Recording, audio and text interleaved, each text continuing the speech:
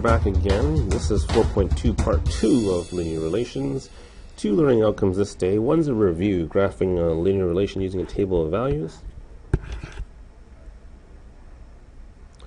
And the next one, new. I can understand that in a linear relation, a constant change in x produces a constant change in y. So, here's example number 1, another pattern, and I'm going to ask you now to compare the figure number to the number of toothpicks. So let's do that here. Figure number of toothpicks. I'm going to create my table, and it looks like in figure number 1, let's see how many toothpicks. 1, 2, 3, 4, 5, 6, 7. Figure number 2, got my 7 here. 8, 9, 10, 11, 12, 13. Got my 13 right. I got my 14, 15, 16, 17, 18, 19. Woo! 19. Okay. And then part B is the hardest part. Determine the equation that relates the number of toothpicks to the figure number. So once again, can you see how this thing changes? It seems to be adding 6 every single time. So here I go 6, 6, 6. We'll multiply each of one of those by our figure numbers. 1, 2, 3. Let's hope it gets close to our value. 6 times 1 is 6. I want 7. You thinking add 1? Okay. 6 times 2 is 12. I want 13. Add 1. Okay. 6 times 3 is 18. Add 1. Okay. To get 19. So what's our general equation? The expression here then, if I write down figure number as, let's say, n, the number of toothpicks will be 6n plus 1. So the number of toothpicks, let's call that t. T equals to 6n plus 1. And once again, I'll say t equals the number of toothpicks, and n equals the figure number. Always label your variables so people understand what you're talking about. So now it says create a list of ordered pairs and then graph the relationship. So this is all the same as last day. Okay, so we'll look at our chart. The figure number is number 1. I guess I'll make that into my first coordinate. Then I have 7, 2, and then 13, then 3 and 19. So go ahead and graph this relationship. Okay, gonna have to draw in my axes again. Whee! There's my vertical. Here's my horizontal. Remember which one's which? Yeah, figure number we put on the horizontal. 1, 2, 3, 4, 5. And then I think we put the number of toothpicks. Do you remember why though? Because that was the dependent variable. Yeah. 2, 3, 4, 5, 6, 7, 8, 9, 10, 11, 12, 13, 14, 15, 16, 17, 18, 19, 20. Okay, and go ahead and plot your points or coordinates. First one's 1, 7, so 1 to the right, 7 up. Next one, 2 to the right, 13 up. And 3 to the right, 19 up. Okay, so those are my 3 points. And once again, I'm going to ask you to fill in these blanks to just get the connection between the dependent and independent variable. And then we'll show you the one new thing today. Okay? The number of toothpicks, what? Yeah, depends on the figure number. So we call the number of toothpicks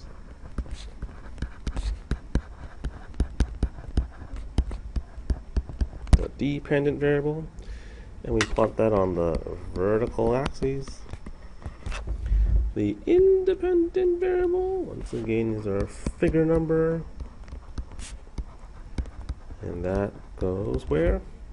Yeah, on the horizontal. Oops, I think I mixed this up. The independent variable is plotted on the horizontal axis. Sorry, everybody. and represents the figure number. Okay, here's the new stuff for today. It says, in this linear relation, a constant change of how many units in the x value. Now, how do we see this? We can either see this by the chart above. See, it goes from 1, 2, 3. It seems to be increasing by 1. Okay. Or over here. Right? So, we're changing by 1 unit in the x value. And once again, that represents the figure number. So if you increase the figure number by 1, what type of constant change happens in the y value? So once again, I look at the table, and that constant change is 6. Or you can look at it here, going from 7 to 13, 13, 19 as well. Okay, a constant change of 6 units in the y value, or that would be the number of toothpicks. Now, before we turn the next page, can you actually look at our chart, or not chart, our graph, and can you show me how I can see this constant change of 1 unit in the x producing a constant change of 6 units in the y? So if I asked you to look at our first point here, and I asked you to go a constant change of 1 unit in the x, so that means 1 unit right. So go 1 unit right. And then what happens? That produces a corresponding constant change of 6 units up. 1, 2, 3, 4, 5. Did I make a mistake here? Oh no, I made a mistake. That point should be right here. Because look, 1 to the right, 1, 2, 3, 4, 5, 6 up. And similarly from this point, go 1 to the right, 1, 2, 3, 4, 5, 6 up. Cool. So I can see that change here as well. This change will be important. You'll learn more about that in later lessons in math, so keep that in the back of your mind. Alright, so turn the page, and I've got one more example for you that hopefully helps you do this. And then I'm going to ask you to try to fill this out on your own, because I think we've done a lot of this already ourselves. And let's see if you can actually try this first and then come back and look at my answers. My friend Diana's having a party. Yay! She estimates that she'll need 3 pieces of pizza for each guest invited. That's really nice of her. She's buying us pizza. But she also knows that some people eat a lot and want more. So she's going to get 6 extra pieces just in case. Okay? So I'm going to ask you to use the information. Okay? Not in part A, because we are doing part A. So use the information to complete this table. And I want you to determine the equation that relates the number of pieces of pizza to the amount of people. So let me actually help you with the chart, and then hopefully you can find the equation and everything else in between. Okay? So if one person shows up, she'll need 3 pieces. And then she needs 6 extra. So 3 plus 6 would be 9. I guess she doesn't have pizza for herself. She just wants to be the host and allow her friends to have a good time. If 2 people show up, that means now she needs 3 pieces for each of those 2 people. So 3 times 2 is 6, plus the 6 extra pieces, so she'll need 12. So if 3 people show up, 3 times 3 will be 9, and then adding another 6, so that's 15. And I think you can finish off the rest. Okay, so at this point, I'm going to ask you to pause the video. Let's see if you can go ahead and do all the remaining parts, and then come back and double check your answer. Okay? Good luck.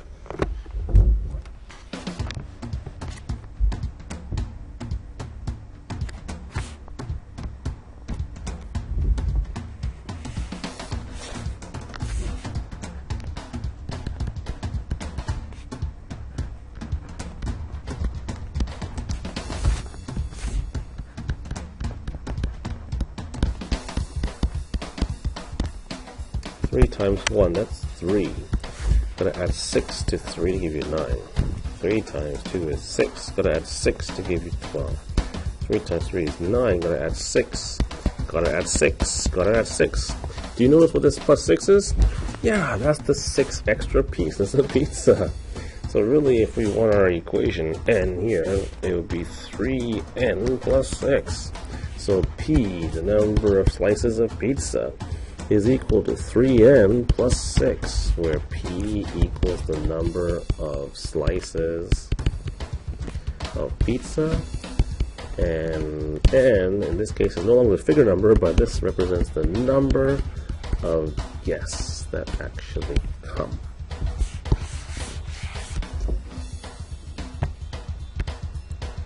Is it possible to invite 1.25 guests? So yeah, I want only a quarter of the guests. So I only want his, let's see, left eye, mouth, and arms. Nothing else. I don't think so. So in this case, you can't do that. So I'm going to say, no, you can't invite 0.25 of a person. You have to invite the entire person. So my question is, should I then join the points when I ask you to graph out this relation? So I'm going to actually ask you to graph this out first, and let's go back to answering that, should you join the points. So do that first, okay? So I've already given you this nice little chart. Let's see, when n is 1, there's 9, so then I go there. 2 is 12, 3 is 15, 4 I think was, what, 18, and 5 is 21. So the question is, should I join the points, or should I connect them together? And if I connect them together, what that means is that every single thing in between also is a point on the line. So that means I can invite 1.5 guests and have, I don't know, like 11 slices of pizza. Does that make sense? Please say no. So therefore, should you join the points? No. Because you can't invite a decimal number of people. Okay, they have to be whole numbers only. Only points on the grid lines. Okay. By the way, I didn't really label this properly. I should write down this pizza slices. And over here, the number of guests. Okay. Is this relation linear?